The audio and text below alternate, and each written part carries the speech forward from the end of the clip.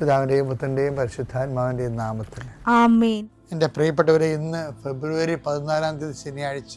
അമ്മേ പരിശുദ്ധ അമ്മേ, അമ്മേ പരിശുദ്ധമേ, ദൈവമാതാവേ, കൃപാസനത്തിലൂടെ ഞങ്ങൾക്കും ഞങ്ങളുടെ ദേശത്തിനും അമ്മ മധ്യസ്ഥം തേടി തന്ന എല്ലാ അനുഗ്രഹങ്ങൾക്കും കൃപകൾക്കും ഞങ്ങളിപ്പോൾ ഹൃദയം നിറഞ്ഞ നന്ദി പറയുന്നു.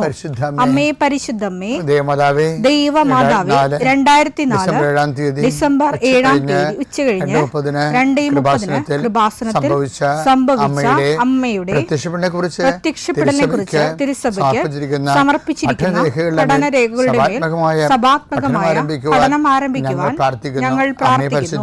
അമ്മേ പരിശുദ്ധമേ, ഭൂസ്വർലോകങ്ങളുടെ രാജ്ഞിയായ അങ്ങേയ്ക്ക് ഭൗമസംരക്ഷണത്തിനായി പ്രപഞ്ചപ്രകൃതിയെ തന്നെ തിരുസഭ പ്രതിഷ്ഠിക്കുവാൻ ഈ പ്രത്യക്ഷീകരണം വഴി ഇടയാക്കണമേ. പരിശുദ്ധമേ, ജപമാല മാതാവേ, സകല കൃപാസനം പ്രാർത്ഥനയോടും ചേർത്ത് ഞങ്ങളിപ്പോൾ പ്രാർത്ഥിക്കുന്ന ഈ കുടുംബത്തിന്റെ പ്രത്യേക നിയോഗം പറ മക്കളെ.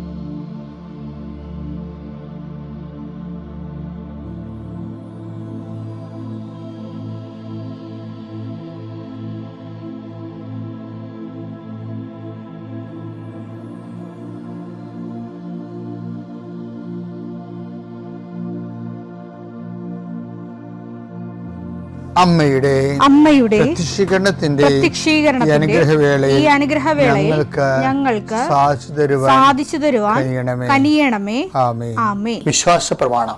സർവശക്തനായ പിതാവും ആകാശത്തിന്റെയും ഭൂമിയുടെയും സൃഷ്ടാവുമായ ദൈവത്തിൽ ഞാൻ വിശ്വസിക്കുന്നു.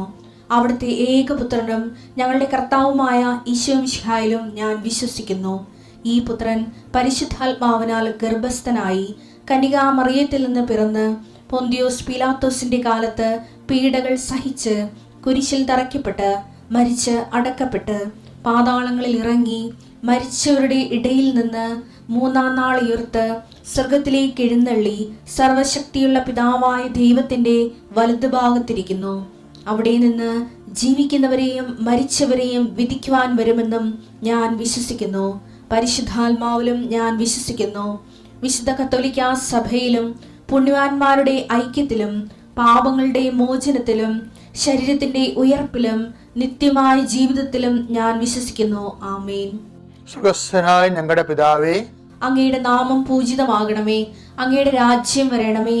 അങ്ങയുടെ തിരുമനസ് സ്വർഗത്തിലെ പോലെ ഭൂമിയിലും ആകണമേ. അന്നു വേണ്ടുന്ന ആഹാരം ഇന്ന് ഞങ്ങൾക്ക് തരണമേ.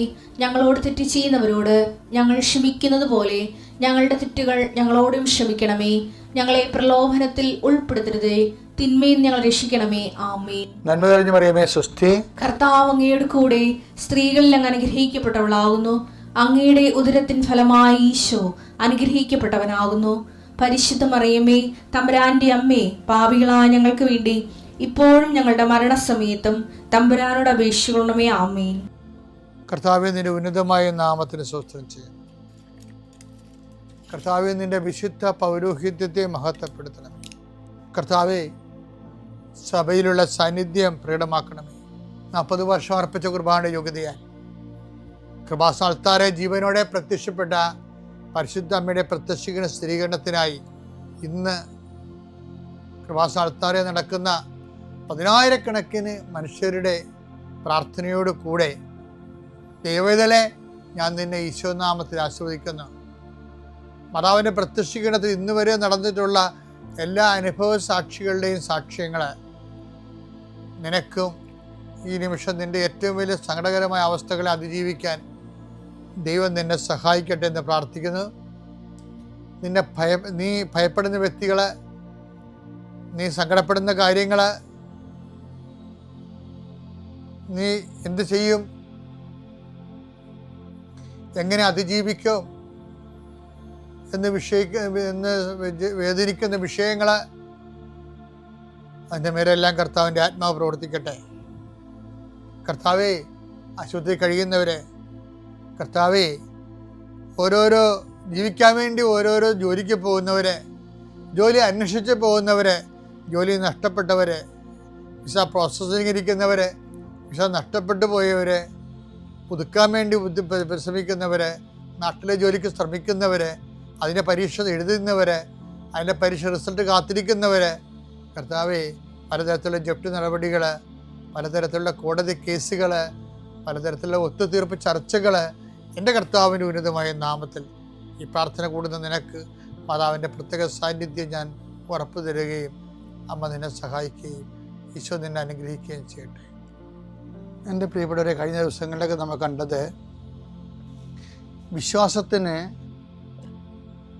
അതിൻ്റെ ഡിഗ്രി അനുസരിച്ചുകൊണ്ട്, ഇപ്പം കർത്താവ് പറഞ്ഞില്ലേ, ഞങ്ങളുടെ വിശ്വാസത്തെ വർദ്ധിപ്പിക്കണമെന്ന് പറഞ്ഞില്ലേ, വിശ്വാസത്തെ വർദ്ധിപ്പിക്കണമേ. അതുപോലെ കർത്താവിനോട് ശിഷ്യന്മാരെ നടത്തിയ ഒരു പ്രാർത്ഥനയാണത്. ലൂക്കാ 17:5. അപ്പോൾ അപ്പോസ്തലന്മാർ കർത്താവിനോട് പറഞ്ഞു, ഞങ്ങളുടെ വിശ്വാസം വർദ്ധിപ്പിക്കണമേ. കർത്താവിനോട് ഈ അപ്പോസ്തലന്മാർ 2 കാര്യം ചോദിച്ചിട്ടുള്ളേ. ഒന്നെന്താണ്? ഞങ്ങളെ പ്രാർത്ഥിക്കാൻ പഠിപ്പിക്കണമേ, അല്ലേ? പിന്നെന്താ? ഞങ്ങളുടെ വിശ്വാസം വർദ്ധിപ്പിക്കണമേ. അപ്പോൾ വിശ്വാസം വർദ്ധിപ്പിക്കണമേ എന്ന് ചോദിക്കുമ്പോൾ അപ്പോസ്തലന്മാർക്ക് മനസ്സിലായി, വിശ്വാസം നമ്മൾ കാണുന്ന പാരമ്പര്യ കേവല വിശ്വാസത്തെക്കാൾ ഉപരി അതിൻ്റെ ഓരോ ഘട്ടങ്ങളും വളർച്ചയിലേക്കാണത് പോയിക്കൊണ്ടിരിക്കണം എന്നറിയാം. അങ്ങനെയാണ് പറയുന്നത്, ഞങ്ങളുടെ വിശ്വാസം വർദ്ധിപ്പിക്കണമേ. അപ്പോൾ നമ്മൾ കഴിഞ്ഞ ദിവസം കണ്ടായിരുന്നു, പത്തോസാണ് അങ്ങനെ കർത്താവിനോട് ചോദിച്ചത്. ഇതിന് പത്തോസ് അവസാനം ആ വിശ്വാസത്തിൻ്റെ വർദ്ധിത രൂപങ്ങളെക്കുറിച്ച് വളരെ കുറഞ്ഞ കാലം കൊണ്ട് ശരിക്കും മനസ്സിലാക്കിയ ഒരാളാണ്. അതുകൊണ്ടാണ് നമ്മൾ കഴിഞ്ഞ ആഴ്ച കണ്ടത്. എന്താണ് 2 പത്തോസിൻ്റെ 1:5 പറഞ്ഞതില്ലേ? വിശ്വാസത്തെ സുഹൃതം കൊണ്ടും, സുഹൃതത്തെ ജ്ഞാനം കൊണ്ടും, ജ്ഞാനത്തെ ആത്മസംയമനം കൊണ്ടും, ആത്മസംയമനത്തെ ക്ഷമ കൊണ്ടും, ക്ഷമയെ സഹോദര സ്നേഹം കൊണ്ടും, സഹോദര സ്നേഹത്തെ ഉപ്പവി കൊണ്ടും പൂർണ്ണമാക്കാൻ പറയും. അതാരാ പറഞ്ഞത്? വിശ്വാസം വർദ്ധിപ്പിക്കണമേ എന്ന് കർത്താവിനോട് പത്തോസ് പണ്ട് ചോദിച്ചു.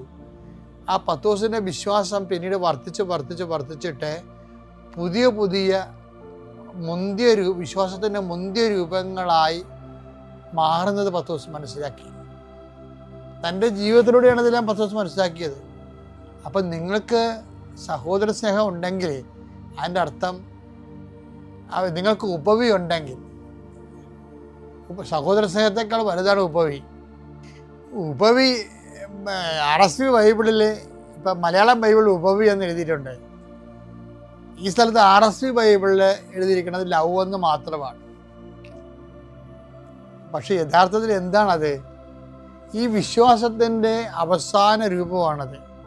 അത് ലവ് അല്ല. ശരിക്കും പറഞ്ഞാൽ ആ ലവിനേക്കാൾ ഉപരി അത് ലവ് പരസ്പര സഹോദര സ്നേഹം മുകളിലുണ്ടല്ലോ, പിന്നെ ലവ് എന്ന് പറയേണ്ട കാര്യമില്ല. ആ ലവ് എന്ന് പറയുന്നത് ശരിക്കും വന്നിരിക്കുന്നത് ഉപവിയാണ്. ഉപവിക്കൊരു പ്രശ്നമുണ്ട്. എന്താണ് ഈ ഉപവി അവസാനം പറയണത്? ഉപവിയാണ് വിശ്വാസത്തിൻ്റെ ലാസ്റ്റ് രൂപം. നമ്മൾ ഉപവിയുടെ മലയാളമൊക്കെ തിരക്കി കഴിഞ്ഞാൽ ദാനം, അങ്ങനെയൊക്കെയുള്ള സമർപ്പണം, സ്നേഹം എന്നൊക്കെ ഉള്ളു. ശരിക്കും പറഞ്ഞ ഉപവി ഫലത്തിൽ ബൈബിൾ ശാസ്ത്രപരമായിട്ട് ഉപവി എന്ന് പറഞ്ഞാൽ എന്താണത്? എന്തുകൊണ്ടാണ് നമ്മൾ ഈ ഉപവിയെക്കുറിച്ച് സീരിയസ് ആയിട്ട് ചിന്തിക്കേണ്ട കാര്യം എന്ന് വെച്ചാൽ, ഈ വിശ്വാസം വർദ്ധിപ്പിക്കണമെന്ന് പറയുമ്പോൾ വർദ്ധിച്ച വിശ്വാസത്തിൻ്റെ ലാസ്റ്റ് ഭാഗമായിട്ട് കാണുന്നത് എന്താണ്? ഉപവിയാണ്. അതാണ് ഉപവി. നമ്മൾ പറഞ്ഞ അർത്ഥത്തിൽ ഒന്നും നിൽക്കണില്ല. എൻ്റെ കയ്യും തലയും പിന്നെ പുറത്ത് വരുന്നത് കാണുമ്പോൾ കാണാം. ഒതുങ്ങണില്ല. ഒതുങ്ങാത്ത സംഭവമാണ് ഉപവി. മലയാളത്തിന് വരെ വാക്കില്ല. എന്താ സംഭവം? നിന്റെ ഇടത് കൈ ചെയ്യുന്നത് വലത് കൈ അറിയാതിരിക്കട്ടെ എന്ന് ഈശോ പറയത്തില്ല. മത്തായി 6:3. നീ ധർമ്മദാനം ചെയ്യുമ്പോൾ അത് രഹസ്യമായിരിക്കേണ്ടതിന് നിന്റെ വലത് കൈ ചെയ്യുന്നത് ഇടതു കൈ അറിയാതിരിക്കട്ടെ. അതൊരു ഫിഗറേറ്റീവ് വർത്തമാനമാണ്. പക്ഷെ വലത് ചെയ്യുന്ന ഇടത് കൈ അറിയാതിരിക്കട്ടെ. അപ്പോൾ അതിനൊരു കാര്യമുണ്ട്. എന്താണ്? രഹസ്യത്തിൽ അറിയുന്ന പിതാവ്. 6:4 രഹസ്യങ്ങൾ അറിയുന്ന നിന്റെ പിതാവ് രഹസ്യങ്ങൾ അറിയുന്ന നിന്റെ പിതാവ് നിനക്ക് പ്രതിഫലം നൽകും. നിനക്ക് പ്രതിഫലം. ഉപവിയുടെ പ്രശ്നം എന്ന് പറയുന്നത് പ്രതിഫലം നാട്ടിൽ നിന്നോ വീട്ടിൽ നിന്നോ പേര്, സൽപ്പേര്, നല്ല പേര്, അല്ലെങ്കിൽ നമുക്ക് ആൾക്കാരുടെ സഹവർത്തിത്വം, മനുഷ്യനിൽ നിന്ന് വരുമാനങ്ങളൊന്നും ഇല്ലാത്ത സാധനമാണ് ഉപവി. പിന്നെന്താണ്? അത് രഹസ്യമാണ്. അത് ആരുടേതാണ്? അതുകൊണ്ടാണ് ഈശോ പറയണത്, ഞാൻ രോഗിയായിരുന്നു, നിങ്ങൾ എന്നെ സന്ദർശിച്ചു. ഇപ്പോൾ രോഗികൾ നമ്മുടെ ബന്ധുക്കൾ രോഗിയായിരുന്നു, നമ്മുടെ അപ്പൻ, അമ്മ, ഭർത്താവ്, ഭാര്യ, കുഞ്ഞുങ്ങളെല്ലാം രോഗികളായിരുന്നു വന്നാലും നമുക്കൊരു ബന്ധവുമില്ല, അഡ്രസ്സും ഇല്ല, അറിയാനും പാടില്ലാത്ത ആൾക്കാർ, അവരെയും നമ്മുടെ സ്നേഹത്തിൻ്റെ വലയത്തിൽ കൊണ്ടുവരണം. അതിനാണ് ഉപവി എന്ന് പറയുന്നത്. അവരെ ആരായിട്ട് കാണണം? അവരെ യേശുവായിട്ട് കാണണം. അതാണ് ഉപവി എന്ന് പറഞ്ഞാൽ അതിൻ്റെ രഹസ്യത്തിൽ അറിയുന്ന പിതാവ് നിനക്ക്. ഞാൻ ഒരു കാര്യം പറയട്ടെ, നിങ്ങളുടെ ഭർത്താവ് തന്നെ വിചാരിച്ചോ, ഭർത്താവ് നിങ്ങളുടെ ചെറുപ്പകാലത്തൊക്കെ ആശുപത്രി കിടക്കും, നിങ്ങൾ അവിടെ സ്വറായും പറഞ്ഞിരിക്കും, അവസാനം ക്ഷീണം തീരുമ്പോൾ കാശും ബില്ലും കൊടുത്ത് പോരും. പക്ഷേ ഏതെങ്കിലും ഒരു കാലത്ത് നമ്മൾ വെന്റിലേറ്ററായി പോകും. ഭർത്താവിൻ്റെ ഭാര്യയ്ക്കോ ആർക്കാരും ചിലക്ക് ബോധം ഉണ്ടാകത്തില്ല. അവളുടെ ശരീരം നമ്മൾ ചൂടുവെള്ളത്തിൽ ഒപ്പി, അവർ കുളിക്കാൻ പറ്റാത്ത കാരണം നമ്മൾ ഒപ്പുകയാണ്. പക്ഷെ നമ്മൾ ഒപ്പുന്നതായിട്ടോ നമ്മൾ കണ്ണീരും കൊണ്ടിങ്ങനെ ശരീരം ചൂടുവെള്ളത്തിൽ നനച്ച് ഒപ്പിക്കൊണ്ടിരിക്കുന്നതായിട്ട് ഈ കിടക്കണാണ് അറിയണില്ല. കാര്യം അവർ ജീവിച്ചിരിക്കുന്നതിനേക്കാൾ അവരെ നമ്മൾ സ്നേഹിക്കുന്നുണ്ട്. കാര്യം നമുക്ക് റിട്ടേൺസ് ഒന്നുമില്ല, അവർക്ക് ബോധമില്ല, നല്ല വാക്ക് ഒന്ന് നമ്മുടെ മുഖത്ത് നോക്കി പുഞ്ചിരിക്ക പോലും ഇല്ല. എന്നിട്ട് നമ്മൾ ചെയ്യണം ആരാണ്? അപ്പം ഞാൻ രോഗിയായിരുന്നു. അതിനാണ് ഉപവി എന്ന് പറയുന്നത്. ഈ ഉപവി എന്ന് പറയുന്നത് നമ്മൾക്ക് ഡയറക്റ്റ് വരുമാനങ്ങളൊന്നുമില്ല, ആനുകൂല്യങ്ങളൊന്നുമില്ല, മറിച്ച് രഹസ്യത്തിൽ അറിയുന്ന പിതാവ് നിനക്ക് പ്രതിഫലം നൽകുന്ന പ്രവർത്തനമാണ്. ശരിക്കും പറഞ്ഞാൽ 1:10 വരെയുള്ള അവസാനത്തിൽ വിശ്വാസത്തിൻ്റെ വർദ്ധിത രൂപങ്ങളിൽ പറയുന്ന ലാസ്റ്റ് പറയുന്ന ഉപവി എന്ന് പറയുന്നത് സ്നേഹമല്ലാതെ, സ്നേഹത്തിനേക്കാൾ വലുത് ഇങ്ങോട്ട് റിട്ടേൺസ് ഭൗതികമായിട്ട് ക്യാഷ് ആൻഡ് കൈൻഡ് ഇല്ലാതെ, ഒരു പുഞ്ചിരി പോലും ഇല്ലാതെ അതിനെ ക്രിസ്തുവായിട്ട് കണ്ടുകൊണ്ട് ക്രിസ്തുവിൽ നിന്ന് നിത്യതയെ കിട്ടുന്ന റീഫണ്ടിനെ ഉദ്ദേശിക്കുന്ന കാര്യങ്ങളാണ് ബൈബിളിൽ ഉപവി എന്ന് പറയുന്നത്. അങ്ങനെ ഒരു കുറച്ച് സെറ്റെങ്കിൽ നിങ്ങളുടെ കയ്യിൽ ഉണ്ടാകണം, നല്ലതാണ് കേട്ടോ. എല്ലാത്തിനും നല്ല പേരും സൽപ്പേരും മേടിച്ച് ഗുഡ് എന്നൊക്കെ പറഞ്ഞു ഒരു കാര്യമില്ല. ഒരിക്കലും ഗുഡ് കിട്ടാത്ത കുറേ ആൻസർ പേപ്പർ നമ്മുടെ കയ്യിൽ ഉണ്ടാകണം.